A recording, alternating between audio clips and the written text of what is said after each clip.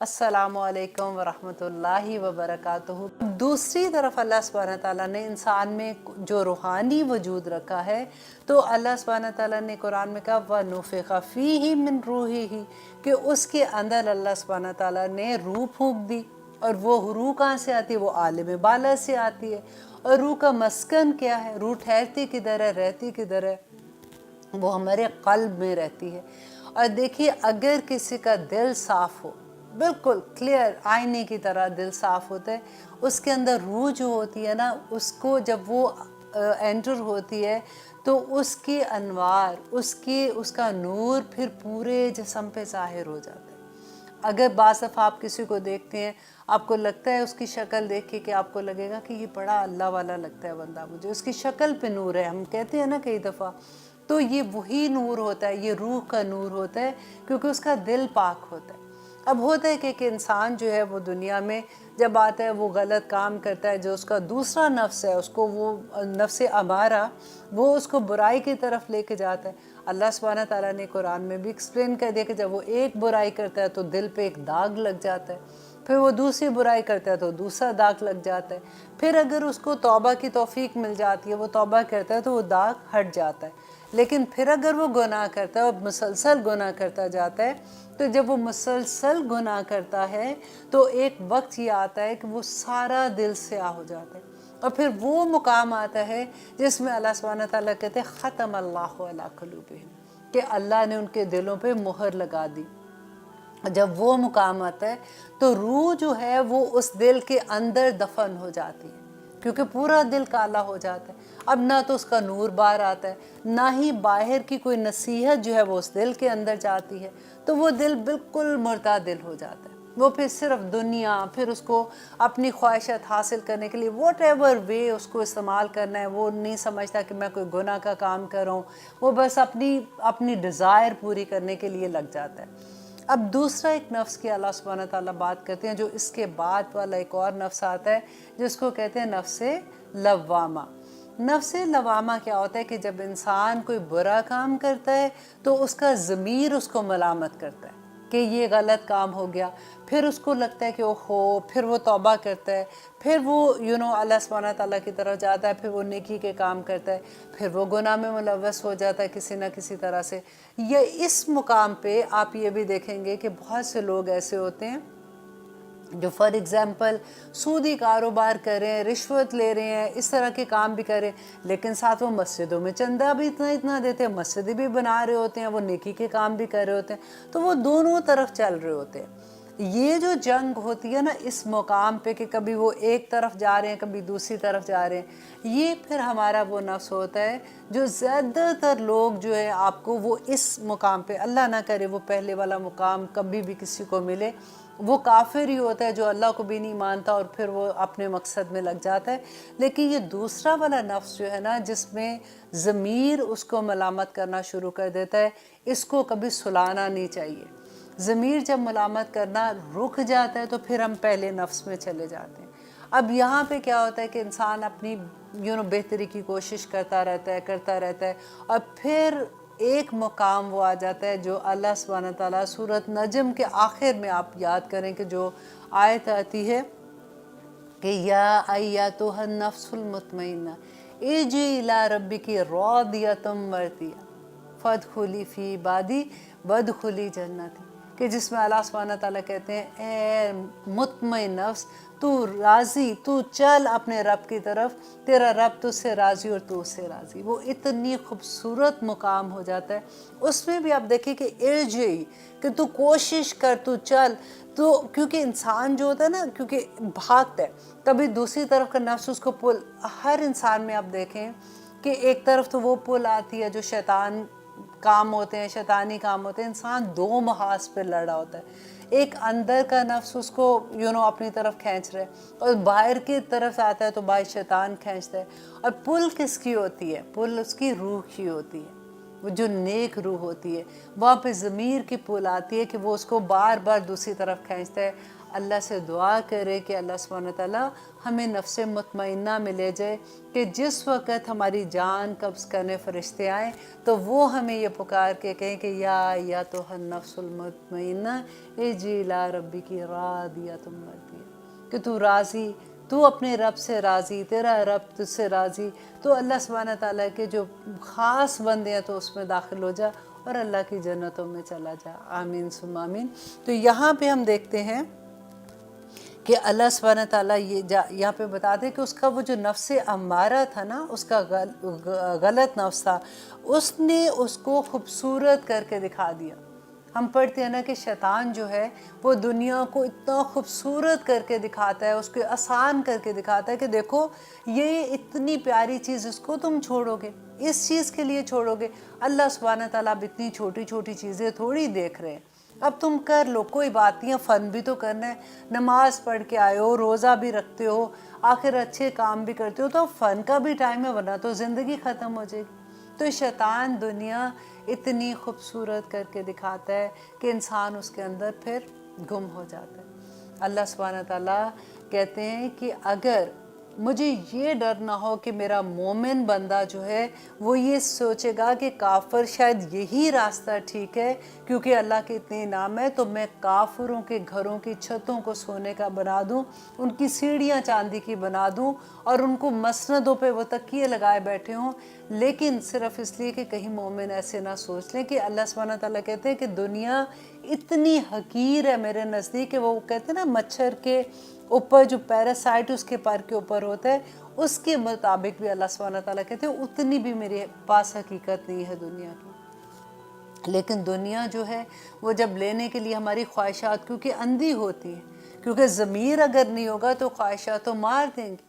تبھی تو یہ ہوتا ہے کہ ایک کمپٹیشن میں انسان آ جاتا ہے کہ اب اس مقام پہ اب مجھے یہ چاہیے، اب فلاں کے پاس یہ ہے تو میں یہ کروں، اب میں یہ کروں، گھنٹوں پہ مرتے ہیں ایوری ڈے۔ آپ دیکھیں وہی آورس ہوتے ہیں نا صبح سے رات تک، ہم پھر اتنا کمپٹیشن میں، اور وہ سکون بھی چلا جاتا ہے۔ اور آپ کبھی اللہ والے لوگوں کو دیکھا کریں کہ ان کے پاس کس ساتھ کا سکون ہوتا ہے۔ نبی صلی اللہ علیہ وسلم کہتے تھے کہ مومن کی تو شان ہی بڑی ہے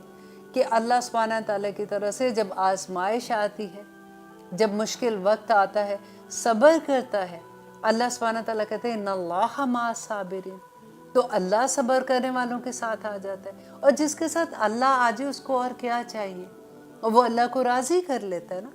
اور جب اس کے پاس کوئی آسانی آتی ہے، اس کے پاس خوشیاں آتی ہیں، اللہ سبحانہ تعالیٰ نعمتیں عطا کرتا ہے، تو جھک جاتا ہے، اللہ کا شکر ادا کرنے والا بنتا ہے، اللہ کو پھر راضی کر لیتا ہے، اور آخر میں جنتوں میں چلا جاتا ہے۔ مومن کی تو شان ہی اتنی بڑی ہے۔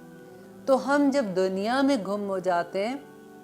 ہمیں یہ لگتا ہے کہ اگر ہم نے یہ کام نہ کیا تو ہم تو بور اتنے ہوں گے، اب زندگی میں تو کوئی فن ہی نہیں رہا اگر ہم سارا کچھ یہ کرتے رہیں گے۔ لیکن جب ہمیں اپنے اللہ کی پہچان ہوگی، جب ہمیں نبی صلی اللہ علیہ وسلم سے محبت ہوگی، جب ہمیں شریعت کا ایسا پتہ چلے گا کہ کون سی چیزیں اللہ نے منع کی ہیں اور اس میں اللہ سبحانہ تعالیٰ کی حکمت کیا ہے۔ ہم تو سمینا و اطعنا کرنے والے ہیں نا، کہ جو اللہ کا حکم ہے ہم یہ نہیں کہہ سکتے اچھا سوچوں گی کہ میں یہ کام کرتی ہوں کہ نہیں، ہم یہ نہیں کہہ سکتے۔ مسلمان کے لیے حکم کیا ہے؟ سمینا و اطعنا۔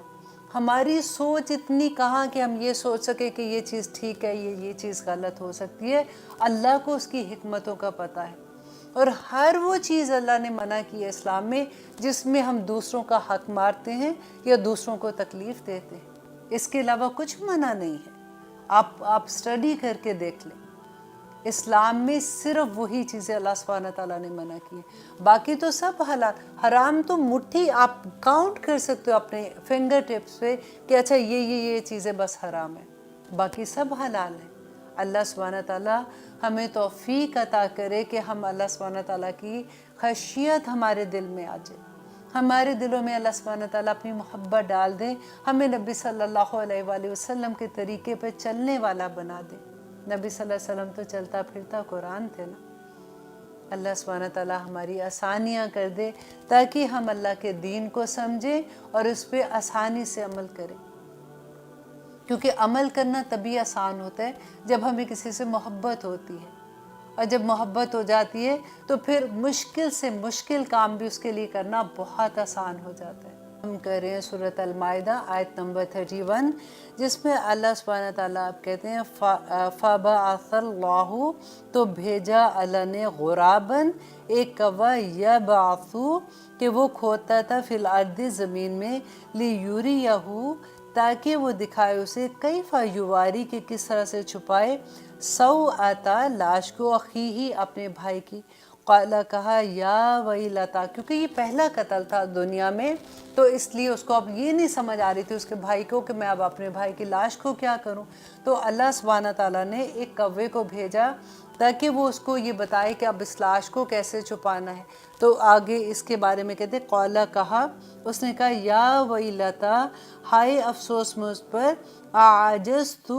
کہ عاجز ہوا میں، ان کہ اکونا، میں ہو جاؤں، مثلا، مانند، ھذا الغراب، کہ میں اس کوے کی مانند ہی ہو جاتا، فاواریا، کہ میں چھپا دوں سوءۃ، لاش کو، اخی، اپنے بھائی کی،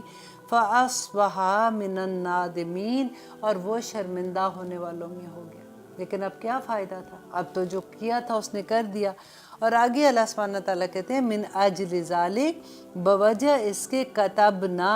لکھ دیا ہم نے، علی بنی اسرائیل، بنی اسرائیل پر، انہو، کہ بے شک وہ، من قتل نفسا، کہ جس نے قتل کیا کسی بھی جان کو، بغیر نفس، بغیر کسی جان کے، او فسادن، یا فساد کرنے سے، فی الارض زمین میں، فکأنما، تو گویا کہ، قاتل الناس، کہ قتل کیا لوگوں کو، جمیعا، سب کے سب کو۔ کہ اب اللہ سبحانہ تعالیٰ کہتے ہیں بیکاز اس وجہ سے کہ پہلا جو قتل ہوا تھا اور اس نے کتنا حسد کی بنا پہ کیا تھا، اور اللہ سبحانہ تعالیٰ کو کسی انسان کی جان لینا اتنا سخت ناپسند ہے، اور یہ ظلم تھا۔ تو اللہ نے کہا کہ کیونکہ اس نے ایسے کیا، تو اللہ نے کہا کہ جو ایک انسان کو قتل کرے گا ظلم کے ساتھ، گویا کہ اس نے قتل کیا الناس جمیعا، تمام کے تمام لوگوں کو۔ ومن احیاہا، اور جس نے زندگی دی اس کو، فکأنما، کہ گویا کہ، احیا، اس نے زندہ کیا الناس، لوگوں کو، جمیعا، سب کے سب کو۔ اور اب یہاں پہ دیکھیے کہ اللہ سبحانہ تعالیٰ یہ جو کہتے ہیں کہ اگر کسی نے کسی کو قتل کیا تو کیسے اس کو تمام انسانیت کو قتل کر دیا۔ اب اس میں آپ ڈفرینٹ اینگل سے دیکھیے کہ جیسے آج کل کے زمانے میں ہم اپنے اوپر یہ آیت لے کے دیکھتے ہیں کہ کیسے یہ ہم پہ آتی ہے کہ اگر کوئی کسی کو ابارشن کراتا ہے، دیکھیے تو ابارشن بھی تو قتل ہوا نا۔ تو ایک قتل جو ہے، ایک ابارشن کرانا، تمام اتنا بڑا گناہ ہے، اور آگے اس کی سزا بھی آئے گی، آپ دیکھیے گا۔ اور اگر دیکھیے کئی دفعہ یہ ہوتا ہے کہ کسی کو، آپ کوئی ڈاکٹر ہے فار ایگزامپل، جس سے زندگی دینے کی بات ہوتی ہے، اب رات کو وہ سویا ہوا ہے، اچانک پتہ چلتا ہے کہ کوئی انسان جو ہے، اس کا مریض ہے، وہ تکلیف میں ہے، وہ پیسے بنانے کی خاطر نہیں، اس کا مقصد اس وقت انسانیت کو بچانا ہے۔ کتنا عظیم کام وہ کرتا ہے۔ اگر فار ایگزامپل کوئی ڈوب رہا ہے، کوئی کسی ڈوبتے ہوئے کو بچا لیتا ہے، کتنا بڑا کام ہے کہ اللہ سبحانہ تعالیٰ کہتے ہیں پوری انسانیت کو بچا لیا۔ اب یہاں پہ دیکھیے احیا کا جو لفظ آتا ہے کہ ایک تو وہ ہے کہ جو ہم ریگولر زندگی میں دیکھتے ہیں کہ اگر کسی کی جان بچا لی، کسی کو ڈوبتے ہوئے بچا لیا، کسی کو مرتے ہوئے بچا لیا، کسی کی کسی طرح سے مدد کر کے اس کو بچا لیا۔ اب اگر دیکھیں کہ کسی کی روح جو ہے، اب ہم دیکھتے ہیں نا کہ روحانی انسان کا جسم ہے، اگر روحانی جسم مر رہا ہے، اگر اس کے اندر وہ چیزیں ختم ہو رہی ہیں، تو وہ انسان کو قرآن کی طرف لے کے آنا، انسان کو اللہ سبحانہ تعالیٰ کی پیغام کی طرف لے کے آنا، کسی کو زندگی دینے کی برابر ہے۔ اب دیکھیے دنیا میں اگر کوئی قتل کرتا ہے کسی کو، اگر فار ایگزامپل وہ 10 لوگوں کو قتل کر دیتا ہے، اور اگر اس کی سزا کیا ہوگی، ایک ہی دفعہ قتل ہوگا نا، اب 10 دفعہ تو وہ قتل نہیں ہوگا، تو یہ تو انصاف نہیں ہوگا۔ اب قیامت کے دن تو موت کو بھی موت آ جائے گی، تو وہاں پہ کیا ہوگا کہ انسان جو ہے وہ اپنے، اللہ سبحانہ تعالیٰ جو کہتے ہیں نا کہ وہاں پہ جو جا کے سزا ملے گی کہ ساری، کیونکہ موت کو موت آ جائے گی، تو انسان کو ایک دفعہ اسی حالت میں اس کو قتل کیا جائے گا، اور پھر اس کو زندگی ملے گی، پھر اس کو سزا ملے گی، پھر زندگی ملے گی، پھر سزا ملے گی۔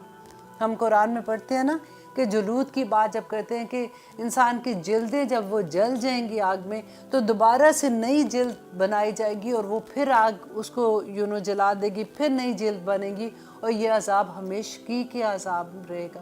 تو اسی طرح سے اللہ سبحانہ تعالیٰ یہاں پہ بات کرتے ہیں کہ جو ایک انسان کو مار دے گا اس نے ساری انسانیت کو مار دیا، اور جو ایک انسان کو زندہ کرتا ہے اس نے ساری انسانیت کو زندہ کر دیا۔ وَلَقَدْ جَاءَتْهُمْ، اور البتہ آئے ان کے پاس رسولنا، رسول ہمارے بالبینات، واضح نشانیاں لے کر، ثم پھر انا بے شک کثیرا منہم، اور بہت سے ان میں سے، بعد ذالک اس کے بعد، فی الارض زمین میں، لمسرفون کہ وہ زیادتی کرنے والے تھے۔ ہونا تو کیا چاہیے تھا کہ اتنے رسول آئے، ایک اب بنی اسرائیل میں تو دیکھیں سارے رسول اور جتنے نبی تھے وہ سارے انہی میں آئے تھے۔ تو اب اللہ سبحانہ تعالیٰ کہتے ہیں کہ بجائے اس کے کہ اتنے رسول آئے تھے یہ نیکی کی طرف جاتے، یہ اللہ سبحانہ تعالیٰ کے احکامات مانتے، ان کو پتہ ہوتا کہ کیا غلط ہے کیا ٹھیک ہے، لیکن انہوں نے زمین میں فساد کیا۔ اور آگے آپ دیکھیے گا کہ فساد کے بارے میں اللہ سبحانہ تعالیٰ کے کیا احکامات آتے ہیں کہ آگے آیت نمبر 33 میں اللہ سبحانہ تعالیٰ کہتے ہیں انما، یقیناً بے شک، جزاء الذین کہ بدلہ ان لوگوں کا، یحاربون اللہ جو جنگ کرتے ہیں اللہ و رسولہ اور اس کے رسول کے ساتھ۔ اب یہاں پہ کیا تھا کہ دیکھیں ظلم ہوا، ایک جان نے دوسری کو قتل کر دیا، ایک نفس نے دوسرے نفس کو قتل کر دیا۔ یہاں پہ اللہ سبحانہ تعالیٰ کیا کہتے ہیں کہ بے شک جنہوں نے قتل کیا ہے کہ وہ جنگ کس کے ساتھ کریں؟ اللہ اور اس کے رسول کے ساتھ۔ تو ایکچولی وہ اللہ اور اس کے رسول کے ساتھ کیسے جنگ کریں؟ کیونکہ آپ دیکھیے کہ اللہ ہر انسان کا جو حق ہے نا، اس کے دو طرح کی بات ہوتی ہے کہ ایک انسان کا حق ہے، ایک اللہ سبحانہ تعالیٰ کا حق ہے۔ ہر برائی کو جو وہ کرتا ہے، فار ایگزامپل کسی کو قتل کرتا ہے تو ایک تو اس نے انسان کو قتل کیا، اس کا گناہ گار ہوا، اور دوسری طرف کس کا گناہ گار ہوا؟ اللہ کا، کیونکہ اللہ سبحانہ تعالیٰ کا قانون تھا، اللہ نے بتایا تھا، منع کیا تھا کہ کسی انسان کو قتل نہیں کرنا۔ اب جب ہم یہ پڑھتے ہیں کہ اللہ سبحانہ تعالیٰ بڑے رحیم ہے، کریم ہے، اللہ سبحانہ تعالیٰ کہتے ہیں جو توبہ کرتا ہے اللہ سبحانہ تعالیٰ اس کو معاف کر دیتے ہیں، تو اللہ اپنے حق چھوڑ دیں گے۔ اللہ سبحانہ تعالیٰ اگر جو توبہ کرتا ہے نا، اللہ اس کو معاف کر دیتے ہیں، لیکن انسانوں کے حق کا کیا ہوگا؟ اس کا تو حق دینا پڑے گا۔ آپ کو یاد ہے نبی صلی اللہ علیہ وسلم کی وہ حدیث کہ نبی صلی اللہ علیہ وسلم نے کہا تھا کہ میری امت کا وہ آدمی، ایک ایسا آدمی جو بھر بھر نیکیاں لے کے آئے گا، اس نے نماز، روزہ، حج، زکوٰۃ پورے اس نے پڑھے ہوں گے، اور بڑی خوشی خوشی آئے گا کہ میں نے تو اتنی نیکیاں کی ہیں۔ لیکن ہوگا کیا کہ قیامت کے دن ایک انسان آئے گا، وہ کہے گا یا رب العالمین اس نے میرا یہ حق نہیں دیا تھا۔ ہمارے خاندان میں آپ دیکھیں کتنے ایسے لوگ ہوتے ہیں نا، یہ تو رشتہ جیسے اللہ سبحانہ تعالیٰ کہتے ہیں قطع رحمی نہیں کرنی ہے اور رحم کے رشتوں کا خیال رکھنا ہے، ان پہ حق بنتا ہے نا کہ اگر کوئی آ کے کہے گا کہ میں یتیم تھا، ان کے پاس اتنا تھا، انہوں نے میری فیس دے سکتے تھے، انہوں نے نہیں دی ہے، ان کو پتہ تھا کہ یہ بچے پڑھ رہے ہیں، انہوں نے آ کے نہیں دیکھا، انہوں نے ان کو احساس نہیں تھا۔ میرے گھر میں فار ایگزامپل یتیم نہیں ہے، کوئی غریب ہے کہ میرے گھر میں یہ ضرورت تھی، یا رب العالمین انہوں نے اس وقت مجھے نہیں دیکھا، یا میرے اوپر یہ تہمت لگا دی تھی، یا رب العالمین اس وقت اس نے میرے بارے میں یہ جھوٹ بات کہی تھی۔ یہ دیکھیں چھوٹی چھوٹی باتیں جو ہم عام زندگی میں کر دیتے ہیں۔ تو حق لینے جب آ جائیں گے نا، تو نبی صلی اللہ علیہ وسلم نے کہا کہ اللہ سبحانہ تعالیٰ فرشتوں کو کہیں گے کہ اس کی نیکیاں اس کے کھاتے میں ڈال دو، اور پھر کرتے کرتے ایک مقام وہ آئے گا کہ اس کی ساری نیکیاں ختم ہو جائیں گی۔ اب ایک اور شخص آئے گا، وہ آ کے کہے گا کہ یا رب العالمین اس نے میرا یہ حق نہیں دیا تھا، تو اللہ سبحانہ تعالیٰ کہیں گے اب تو نیکیاں ختم ہو گئی ہیں، اب اس انسان کے گناہ لے کے اس کے کھاتے میں ڈال دو۔ اب پھر فرشتوں کو کہا جائے گا کہ اس کو گھسیٹ کے دوزخ میں پھینکو۔ اللہ اکبر۔ تو ہم سوچتے نہیں ہیں نا، ہم کہتے ہیں کہ چلو جی توبہ کر لیں گے بس ختم بات۔ اتنی آسان نہیں ہے یہ بات۔ اب یہاں پہ ہم جو پڑھ رہے ہیں انما جزاء الذین یحاربون اللہ ورسولہ، تو یہاں پہ حرب کس کو کہتے ہیں؟ جنگ کو کہتے ہیں۔ جنگ کا اپوزٹ اگر آپ دیکھیں تو وہ ہوتا ہے امن ہوتا ہے۔ وہ لوگ جو دنیا میں امن خراب کرتے ہیں، جو فساد کرتے ہیں، تو حرب استعمال یہاں پہ ہوا ہے کہ جیسے کسی کے آپ نے دیکھا چوری کرنے جاتے ہیں تو دوسری طرف کیا ہوتا ہے ڈاکہ ڈالنے جاتے ہیں، لیکن یہاں پہ منظم ایک گروہ جو ڈاکہ ڈالتا ہے، زمین میں فساد کرتا ہے، لوگوں کو تکلیف دیتا ہے، اس کے بارے میں اب یہ آیت آپ دیکھیں گی، اور یہاں پہ ہم یہ سمجھیں گے کہ شریعہ لاء کیا ہے. کیونکہ اکثر ہم ایسی بات سنتے ہیں نا تو ہم ڈر جاتے ہیں کہ پاکستان میں کبھی آپ نے نیوز میں سنا یا لوگوں سے سنا کہ پاکستان میں وہ چاہتے ہیں کہ شریعہ لاء آ جائے، تو ہم فوراً کہتے ہیں کہ نہیں نہیں نہیں نہیں، یہ تو بڑی غلط بات ہے. اچانک یہ ہوتا ہے کہ ہماری ہمدردیاں نہ جانے بھی بیسیکلی ہم اس کی طرف چلی جاتی ہیں جو ظلم کر رہا ہوتا ہے. اب یہاں پہ ہم تھوڑا سا سمجھ لیں کہ اسلامک لاء کیا ہے، شریعہ لاء ہم کس کو کہتے ہیں، تعزیرات کیا ہیں اور قصاص کیا ہے، یہ ساری چیزیں کیا ہیں آخر، تو ہمیں آسانی کے ساتھ ان آیات کی سمجھ آ جائے گی. کہ ایک تو آپ نمبر 1 تعزیرات ہیں. تعزیرات ان کو کہتے ہیں کہ جو گناہ، جو جرم جو کرتا ہے انسان، جو کرتے ہیں، گناہ کرتے ہیں یا جرم کرتے ہیں، ان کا جرم اس لیول پہ ہوتا ہے کہ عدالت کا جو قاضی جو ہوتے ہیں نا وہ فیصلہ کرتے ہیں، اور وہ فیصلہ اس کے جرم کے مطابق کرتے ہیں. وہ چاہیں ان کو معاف بھی کر سکتے ہیں، اپنی جو بھی ان کو قانون کے مطابق کرتے ہیں. لیکن حد جو ہوتی ہے وہ ہے جو اللہ سبحانہ تعالیٰ کی طرف سے ہے، جو قرآن میں آ چکا، اس کا فیصلہ ہو چکا. اور وہ کتنی قسم کی ہیں حد جو ہے وہ، جیسے نمبر 1 یہ ہے کہ چوری پہ حد ہے، اللہ سبحانہ تعالیٰ نے کہا کہ جو چوری کرتا ہے اس کا ہاتھ کاٹ دو. نمبر 2 جو ڈاکے کی ہے، ڈاکے کی آج انشاءاللہ ہم اس کی ڈیٹیل پڑھیں گے کہ 3 ڈیفرنٹ طرح کے ہیں. کہ اگر کوئی ڈاکہ ڈالتا ہے، صرف مال لوٹتا ہے تو کیا ہوگا، اگر مال لوٹتا ہے اور قتل کرتا ہے تو پھر کیا ہے، اور اگر صرف ڈراتا ہے تو پھر کیا ہے. تو اس میں ڈیفرنٹ طرح سے، لیکن وہ مقرر ہے، اس کو کوئی قاضی بدل نہیں سکتا. اور پھر اس کے علاوہ اگر کوئی زنا کرتا ہے تو اس پہ کون سی حد ہے، وہ سٹون ٹو ڈیتھ ہے. اگر شادی شدہ ہے تو اس کو رجم کی سزا ہے، اور اگر شادی شدہ نہیں ہے اور اگر وہ لڑکا لڑکی ہے تو اس کو 100 کوڑے مارنے کی سزا ہے. اور اس کے بعد چوتھی سزا آپ دیکھیے کہ کسی با کردار عورت کو، پاک دامن عورت پہ تہمت لگا دینا. اتنی بڑی سزا ہے اس کی کہ 80 کوڑے ہیں، اور 4 گواہ ہونے چاہیے اس پہ. 4 گواہ ہونے چاہیے اگر کوئی کسی پہ تہمت لگاتا ہے. فار ایگزامپل کوئی کسی کو دیکھیں، اللہ سبحانہ تعالیٰ نے اس کو اتنا وہ کہتے ہیں نا کہ سیفٹی کے ساتھ اس چیز کو حکم دیے ہوئے ہیں کہ اگر کوئی کسی پہ الزام لگا دے، فار ایگزامپل کسی کو غصہ آتا ہے کسی پہ اور کہتا ہے کہ میں تو اس لیول پہ جا کے اس کو دیکھنا اس کے ساتھ میں کیا کرتا ہوں، اور اس پہ کوئی الزام لگا دیتا ہے، یہ الزام نہیں بھی لگاتا، فار ایگزامپل وہ کسی کو کہتا ہے کہ جی میں نے اس کو زنا کرتے دیکھا ہے، تو اللہ سبحانہ تعالیٰ نے کہا کہ 4 گواہ لے کے آؤ. اگر فار ایگزامپل 3 گواہی دیتے ہیں اور 1 گواہ نہیں ہے تو پھر ان تینوں کو کوڑے لگیں گے. اتنی مشکل بات ہے. اور اگر کوئی کسی پہ الزام لگاتا ہے پاک دامن عورت پہ تو اس کو 80 کوڑوں کی سزا ہے. اور پھر اس کی 3 سزائیں ہیں کہ نمبر 2 یہ کہ اس کی زندگی بھر اس کی گواہی نہیں لی جائے گی، اور نمبر 3 کہ اللہ سبحانہ تعالیٰ نے کہا کہ وہ فاسق ہے. اور آپ کو پتہ ہے فاسق کون ہوتا ہے؟ ہم نے جو شروع میں سورۃ بقرہ میں پڑھا تھا کہ یہ وہ لوگ ہیں جو سوسائٹی کا خون چوستے ہیں، اور اللہ سبحانہ تعالیٰ نے اس کی اگزامپل مچھر کے ساتھ دی تھی کہ جیسے مچھر خون چوستا ہے نا، کہ یہ لوگ سوسائٹی کا خون چوستے ہیں.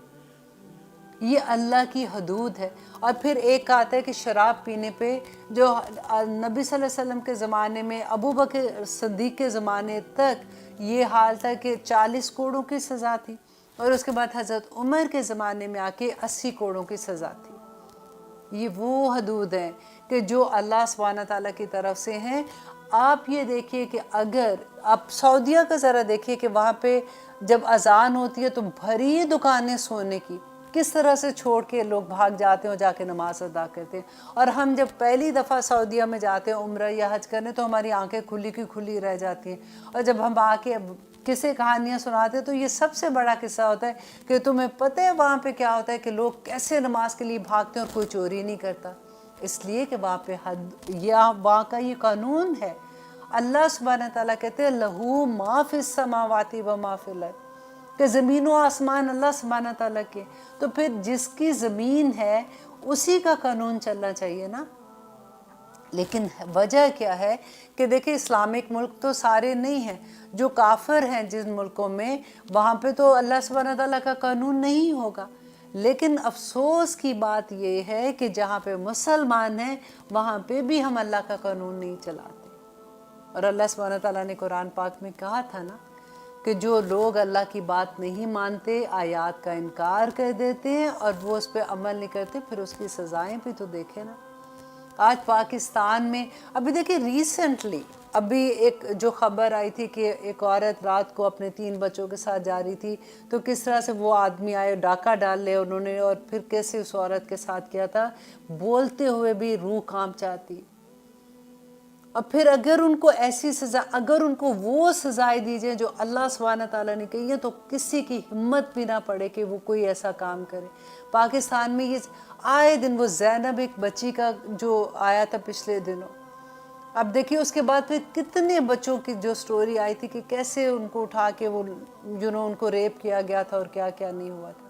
کیسی کیسی باتیں سننے کو آتی ہے کہ انسان خوف سے کام چاہتا ہے۔ آج ہمارے گھروں میں دیکھیے کہ کیا ہوتا ہے کہ کس طرح سے اگر آپ بات کرتے ہیں تو ایک رات کو ایک خوف ہوتا ہے کہ کوئی آ نہ جائے، کوئی ڈاکہ ڈالنے نہ آ جائے، اور کس طرح سے آ کے وہ ڈراتے دھمکاتے ہیں اور پھر مارتے ہیں اور پھر کیا کیا حرکتیں نہیں ہوتی۔ اللہ کرے کہ ہمیں اس بات کی سمجھ آ جائے۔ ہم کریں آیت نمبر 33، جس میں ہم یہ دیکھ رہے تھے کہ جو ڈاکہ جب ڈالنے جاتے ہیں، زمین میں فساد کرتے ہیں، تو ان کی سزا اللہ سبحانہ تعالیٰ نے کیا دی ہے۔ جو شریعہ لاء کے بارے میں ہم بات کر رہے تھے کہ اللہ سبحانہ تعالیٰ کہتے ہیں ان کے یقتلوا، کہ وہ قتل کر دیے جائیں۔ اب دیکھیے اس میں کتنی شدت ہے۔ یقتلوا اس طرح سے آتا ہے جیسے کسی کو ٹکڑے ٹکڑے کر دینا نا کسی چیز کے، کہ اللہ سبحانہ تعالیٰ کہتے ہیں وہ لوگ جو ڈاکہ اگر ڈالنے گئے ہیں اور انہوں نے کسی کو قتل کر دیا ہے، تو قتل کے بدلے میں یقتلوا، کہ ان کو قتل کر دیا جائے، اور یصلبوا، یا پھر ان کو سولی چڑھا دیا جائے۔ اب یہاں پہ سولی کا کیسے کہ اگر کوئی ڈاکہ ڈالنے گیا، اس نے اس کا مال بھی لوٹا اور اس کو پھر قتل بھی کر دیا، تو پھر کیا ہوگی سزا کہ اس کو سولی پہ چڑھایا جائے گا۔ اور سولی پہ چڑھانے کا کیا ہوتا ہے کہ اس طرح سے میں پڑھی تھی کہ ایک امام نے کہا کہ ان کا زندہ کو سولی پہ لٹکا کے اس کا پیٹ کاٹ دیا جائے، اس کا پیٹ چاک کر کے اس کو چھوڑ دیا جائے جب تک وہ وہاں پہ مر نہیں جاتا۔ اللہ اکبر۔ اور پھر اللہ سبحانہ تعالیٰ نے کہا او تقطع، یا کاٹ دیے جائیں ایدیہم، ہاتھ ان کے، وارجلہم، اور ان کے پاؤں، من خلاف، مخالف سم سے۔ اور اگر تو وہ وہاں پہ گیا ڈاکہ ڈالنے اور اس نے صرف مال لوٹا ہے، صرف مال لوٹا ہے، تو پھر اس کا ایک دایاں ہاتھ اگر اور بایاں پاؤں، مطلب مخالف سم سے اس کا ہاتھ اور پاؤں کاٹ دیے جائیں۔ اور وہ او ینفو، یا وہ نکال دیے جائیں، من الارض، زمین سے۔ اور اگر یہ تیسری جو چوتھی صورت ہے کہ اگر وہ ڈاکہ ڈالنے گئے تھے، ابھی انہوں نے مال نہیں لوٹا، کسی کو قتل و غارت نہیں کیا، یہ والی صورت میں کیا کیا انہوں نے کہ اگر ابھی ڈرا دھمکا رہے تھے، ان کو خوف زدہ کر رہے تھے کہ اتنے میں فار ایگزامپل پولیس کسی طرح سے پہنچ گئی، یا گھر کے کچھ اور لوگ آ گئے، یا باہر سے کسی نے بتا دیا، تو وہ مال نہیں لوٹ سکے، صرف انہوں نے ڈرایا دھمکایا تھا، تو اس میں کیا کرنا ہے کہ پھر اس کی سزا یہ ہے کہ ان کو اس شہر بدر کر دیا جائے۔ حضرت عمر کہا کرتے تھے کہ اگر ان کو شہر سے نکال دیا جائے گا تو یہ تو جا کے دوسرے شہر میں ویسی حرکتیں کریں گے، کیونکہ ان کو تو عادت ہوتی ہے۔ تو انہوں نے اس آیت سے یہ مطلب لیا تھا کہ ان کو اس زمین سے نکال کے تو ان کو قید خانے میں ڈال دیا جائے گا، تو ان کو قید کی سزا دی جائے گی۔ ذالک، یہ لہم ان کے لیے، خزی رسوائی ہے، فی دنیا، دنیا میں، ولہم، اور ان کے لیے فی الآخرۃ عذاب عظیم، اور آخرت میں تو ان کے لیے بڑا دردناک عذاب ہے۔ اور آگے اللہ سبحانہ تعالیٰ کہتے ہیں الا الذین، مگر وہ لوگ جو دیکھیں پھر اتنی سخت سزائیں دینے کے بعد اب اللہ سبحانہ تعالیٰ تھوڑی رعایت کی بات کریں کہ مگر وہ لوگ جو تابو جنہوں نے توبہ کرے من قبل اس سے قبل ان تقدرو کہ تم قادر ہو جو علیہم ان پر. اس کا مطلب یہ ہے کہ اگر کسی نے کوئی ایسی ڈاکہ ڈالنے گئے تھے ان سے جو بھی غلطی ہو گئی اور ان کو یہ احساس ہو گیا کہ ہم نے غلطی کی ہے، اس سے پہلے کہ کسی اور کو پتہ لگ جائے کہ یہ چور ہے، کیونکہ چھپا ہوا تھا نا یہ ڈاکو ہے، تو ابھی کسی کو نہیں پتا، اس تک کوئی پہنچا بھی نہیں ہے، اور اس نے اللہ سبحانہ تعالیٰ سے توبہ کر لی کہ اب میں ایسا کام نہیں کروں گا. تو اللہ سبحانہ تعالیٰ کہتے ہیں فَعَلَمُوا جانو ان اللہ کہ بے شک اللہ غفور الرحیم کہ بڑا بخشنے والا اور رحم کرنے والا. اللہ اکبر، اللہ پہ اتنا پیار آتا ہے. دیکھیں اللہ سبحانہ تعالیٰ کہتے ہیں کہ اللہ اپنے حق چھوڑ دے گا،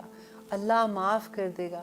لیکن اس کا یہ مطلب نہیں ہے اگر اس نے کسی کو فار ایگزامپل ڈاکہ ڈالنے گیا تھا، اگر جو اس نے مال لوٹا ہے تو اس کو وہ واپس کرنا پڑے گا، اور اگر اس نے کسی کو قتل کیا ہے تو اس کو قصاص میں قتل کرنا پڑے گا. اگر اس نے کسی کو زخم لگایا ہے تو اس کے بدلے میں اس کو زخم لگایا جائے گا. جو انسان کے ساتھ کیا ہے وہ اس کو بدلہ یہاں پہ دینا پڑے گا. اب دیکھیے کہ وجہ کیا اس کی، آپ اس کو اس طرح سے سمجھیں کہ نبی صلی اللہ علیہ وسلم کے زمانے میں ایسا ہوا تھا کہ ایک عورت اور ایک آدمی کا ملتا ہے کہ ان سے زنا ہو گیا تھا، تو وہ نبی صلی اللہ علیہ وسلم کے پاس خود ہی سے آئے، آ کے کہا کہ ہم سے یہ غلطی ہو گئی ہے اور آپ ہمیں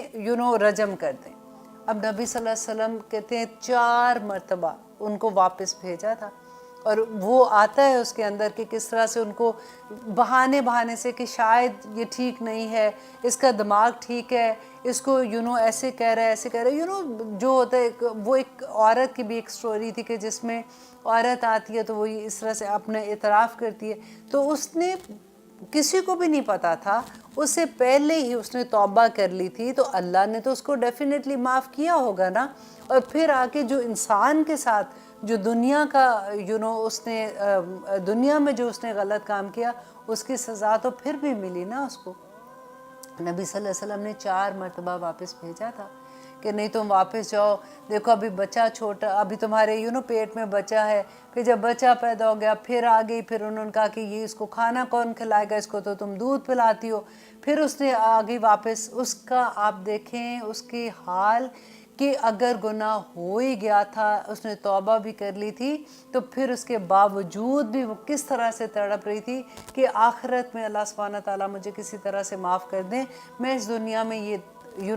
تکلیف برداشت کر لوں گی.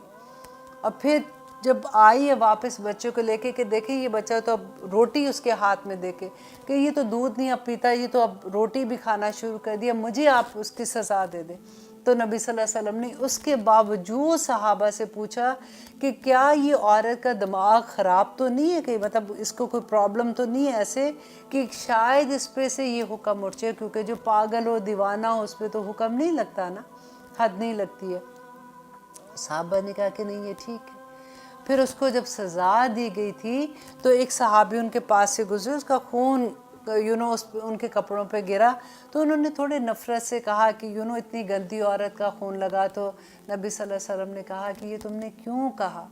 تم نے کیسے یہ کہہ دیا، اس کی توبہ تو عرش تک بھی اللہ سبحانہ تعالیٰ کے پاس پہنچی اور قبول ہوئی ہے کہ آج تک اس زمین پر کسی نے ایسی توبہ نہیں کی ہے. اور ایک آدمی کے بارے میں بھی ایسے ملتا ہے. تو دیکھیے اس زمانے میں بھی یہ تھا نبی صلی اللہ علیہ وسلم کے زمانے میں، کیونکہ یہ بنی اسرائیل کے ان کے توراہ میں تھا یہ کہ اگر کوئی زنا کرتا ہے تو اس کو اسٹون ٹو ڈیتھ جیسے کہتے ہیں نا، کہ وہ والی سزا تھی. تو وہی سزا نبی صلی اللہ علیہ وسلم نے وہی شریعت کی وہ سزا اس میں رکھی تھی. اور آگے اللہ سبحانہ تعالیٰ کہتے ہیں کہ یا ایھا الذین آمنو، اے لوگو جو ایمان لائے ہو، اتقو ڈر جو اللہ سے، وابتغو اور تلاش کرو علیہ طرف اس کے، الوسیلۃ وسیلہ. اب یہ ایک آیت ایسی ہے جس کے بارے میں بہت لوگ جو ہیں وہ ڈفرینٹ طرح سے اس کو بیان کرتے ہیں، اور کئی دفعہ تو یہ ہوتا ہے کہ اس کی وجہ سے ہمارے ایمان میں جو ہمارا ہوتا ہے نا، ہم شرک کے لیول تک بھی چلے جاتے ہیں. کہ ہمیں آپ اس کو میں ایکسپلین اس طرح سے آسانی کے ساتھ کر دوں کہ آپ جب ہم ٹی وی پہ دیکھ لیتے ہیں کبھی ایسا کوئی پروگرام، یا زیادہ تر تو ہوتا ہے کہ یوٹیوب میں آپ کوئی ایسی ویڈیو دیکھتے ہو کہ کوئی ایک آدمی بیٹھا ہوا ہے، وہ دیکھنے میں تو بہت نیک لگتا ہے کہ داڑھی رکھی ہوئی ہے،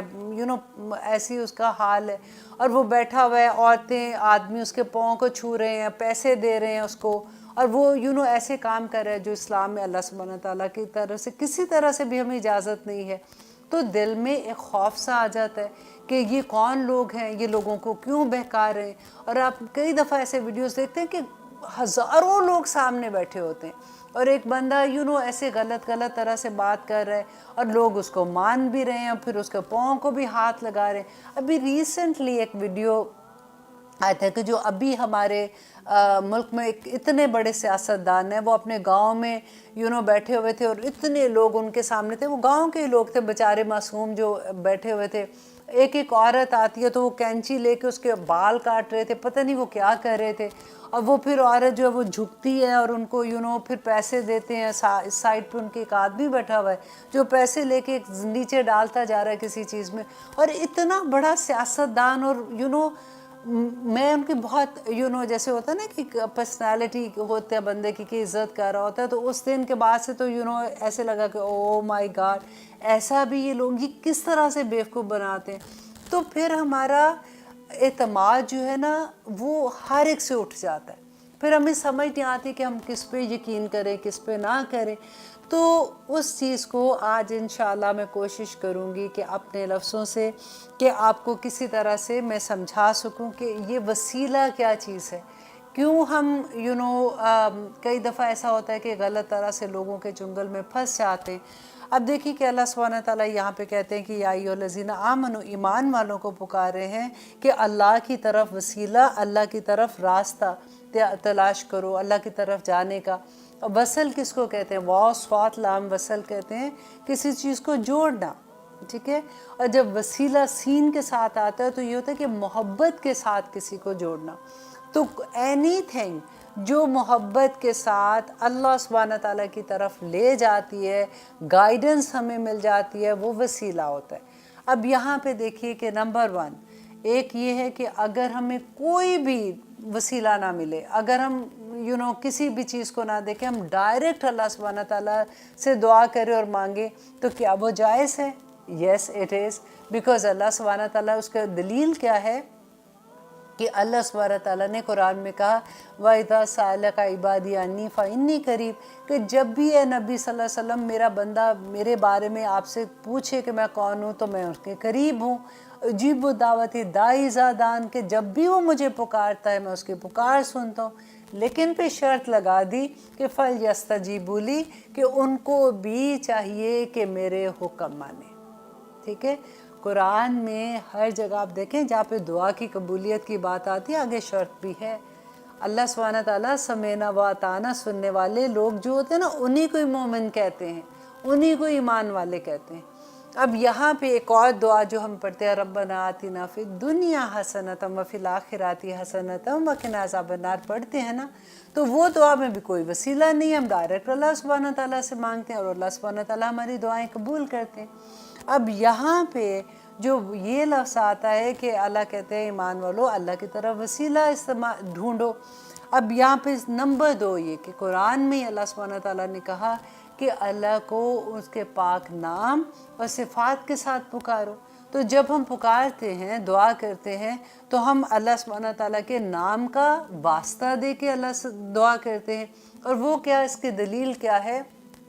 کہ ہم رمضان میں بھی دعا مانگتے ہیں نا، دیر از اے لاٹ آف دعاز، لیکن رمضان میں دعا مانگتے ہیں کہ اللہم انک عفو کریم تحب العفو فاعف عنی، مانگتے ہیں نا اللہ سبحانہ تعالیٰ سے. تو اللہ کو اس کی صفات کا واسطہ دیتے ہیں کہ اللہ سبحانہ تعالیٰ آپ کی ذات کریم ہے، آپ معاف کرنے والے، آپ معافی کو پسند کرتے ہیں. یا رب العالمین مجھے بھی معاف کر دینا. تو ہم اللہ کو ان کی صفات کا واسطہ دیتے ہیں. ٹھیک ہے. اب نمبر 3 یہ کہ انسان اپنے نیک اعمال کا واسطہ اللہ کو دے کے اپنے لیے پکارتا ہے کہ یا رب العالمین. اور اس کی دلیل کیا ہے کہ نبی صلی اللہ علیہ وسلم نے بنی اسرائیل کے وہ 3 لوگوں کا قصہ سنایا تھا کہ وہ غار میں جا رہے تھے، بارش ہوئی، غار میں انہوں نے پناہ لی اور غار میں بارش کی وجہ سے اوپر سے پتھر گرا اور وہ غار میں بند ہو گئے۔ تو انہوں نے تینوں نے یہ ڈیسائیڈ کیا کہ اب ہم کیا کریں، تو انہوں نے آپس میں یہ سوچا کہ اوکے ہم نے جو کوئی نیکی کی ہے ہم اللہ سبحانہ تعالیٰ کے سامنے پیش کرتے ہیں تو اللہ سبحانہ تعالیٰ اس سے ہماری مدد کرے گا۔ اب تینوں نے اپنی کوئی ایک the بیسٹ نیکی جو تھی ان میں سے ایک اتنی خوبصورت مجھے بات لگتی ہے کہ ایک آدمی نے کہا کہ یا رب العالمین میں بکریاں چراتا تھا، رات کو جب میں گھر آتا تھا تو دودھ جو ہے وہ اپنے ماں باپ کو پلاتا تھا، بوڑھے میرے ماں باپ تھے، پھر میں اپنے بچوں کو بیوی کو بھی دودھ پلاتا تھا۔ تو ایک دن میں گھر گیا، میں لیٹ تھا، میرے ماں باپ سو گئے تھے، تو میں وہ دودھ کا پیالہ لے کے ان کے سرہانے کھڑا رہا کہ جب بھی ان کی آنکھ کھلے گی تو میں ان کو دودھ پلا سکوں، لیکن کیونکہ وہ سوئے ہوئے تھے، گہری نیند تھے، وہ نہیں اٹھے اور رات تک وہ صبح تک نہیں اٹھ سکے، تو میرے بچے بلکتے رہے، روتے رہے، لیکن میں نے ان کو نہیں دودھ دیا کیونکہ مجھے یہ تھا کہ پہلے میں اپنے ماں باپ کو دودھ دے دوں۔ تو اللہ سبحانہ تعالیٰ اگر آپ کو میری یہ نیکی پسند ہے تو مجھے آپ غار سے پتھر ہٹا دیں۔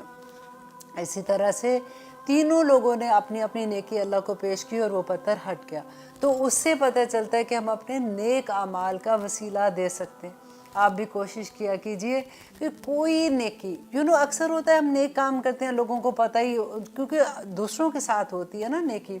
دوسروں کو پتہ لگ جاتا ہے اور ہم بھی کئی دفعہ بتا دیتے، لیکن کچھ نیکیاں صرف خالص اپنے لیے رکھا کریں اور اس کو اس وقت کیش کیا کریں جب اللہ سبحانہ تعالیٰ کے سامنے اپنی کوئی حاجت پیش کرنی ہوتی ہے۔ اب ایک اور چیز کا آپ دیکھیں کہ وسیلہ کیا کہ نیک لوگوں کی سے دعا کرانا۔ اس کی دلیل کیا ہے کہ نبی صلی اللہ علیہ وسلم نے حضرت عمر کے زمانے میں کیا ہوا تھا کہ قحط پڑ گیا تھا، تو انہوں نے نبی صلی اللہ علیہ وسلم کے چچا عباس کو جا کے کہا کہ اب تو نبی صلی اللہ علیہ وسلم ہمیں نہیں ہیں، تو آپ آئیے اور آ کے ہمارے ساتھ دعا کریں تاکہ اللہ سبحانہ تعالیٰ آپ کے دعا کے وسیلے سے بارش نازل کر دے۔ تو ہمیشہ یہ ہوا کہ جب بھی پھر وہ لے کے جاتے تھے وہ سب مل کے دعا کرتے تھے تو اللہ سبحانہ تعالیٰ بارش برسا دیتے تھے۔ تو یہاں پہ اس سے پتہ چلتا ہے کہ نیک لوگوں کا وسیلہ بنا سکتے ہیں دعاؤں کے لیے۔ اب نمبر 6 میں آپ دیکھیے کہ کیا ہوتا ہے کہ آپ کو اگر کوئی مرشد کامل مل جائے۔ اب یہ ایک پوائنٹ آتا ہے جس میں ہم ڈر جاتے ہیں کیونکہ ہم نے یوٹیوب میں ایسے ایسے ویڈیوز دیکھتے ہیں تو ہمیں لگتا ہے کہ انسان جو ہیں وہ تو اس کو مس یوز کرتے ہیں اس چیز کو۔ پھر یہی بات میں نے اپنے ٹیچر سے جب ڈسکس کی، میں نے 2 دن تک اس ایک پوائنٹ کو سمجھنے کے لیے اپنے اندر ٹھہرانے کے لیے کہ مجھے وسیلے کی، کیونکہ دیکھیں یہ ایک ایسی بات ہے جو انسان کو شرک تک لے جاتی ہے۔ تو مجھے یہ تھا کہ جب تک مجھے اس میں کامل یقین نہ ہو جائے کہ میرا کوئی عمل ایسا نہ ہو کہ اللہ سبحانہ تعالیٰ کا ناپسندیدہ ہو جائے، تو پہلے مجھے اچھے سے اس کی انڈرسٹینڈنگ ہوگی تو پھر ہی میں کسی کو بتا سکوں گی۔ تو میرے ٹیچر نے جو مجھے بتایا، اور بائی دا وے میرے ٹیچر جو ہیں وہ فیصل آباد میں رہتے ہیں، ان کا نام محمد رمضان نجم باروی صاحب ہے، تھینک یو ویری مچ۔ وہ مجھے اتنا سمجھاتے ہیں، اتنا ٹائم دیتے ہیں کہ مجھے لگتا ہے وہی میرے مرشد کامل ہیں، اور اللہ سبحانہ تعالیٰ ان کو زندگی دے اور ایمان کی دولت عطا کرے، آمین ثم آمین۔ انہوں نے جب مجھے یہ بتایا کہ دیکھو عائشہ، کیونکہ ہوتا کیا ہے کہ کبھی آپ اگر کچھ عورتیں اللہ نہ کرے کچھ غلط کام کر رہی ہیں تو اس کا یہ مطلب تو نہیں کہ ساری عورتیں غلط ہیں۔ اگر کوئی آدمی غلط کام کر رہے ہیں تو اس کا یہ مطلب نہیں کہ سارے آدمی غلط ہیں۔ اسی طرح سے اگر کوئی انسان اس مرشد کامل جس کو ہم جیسے کہتے ہیں نا کہ رہنما، جس پہ ہم بیعت کرتے ہیں اور جو ہمیں اللہ سے جوڑتا ہے،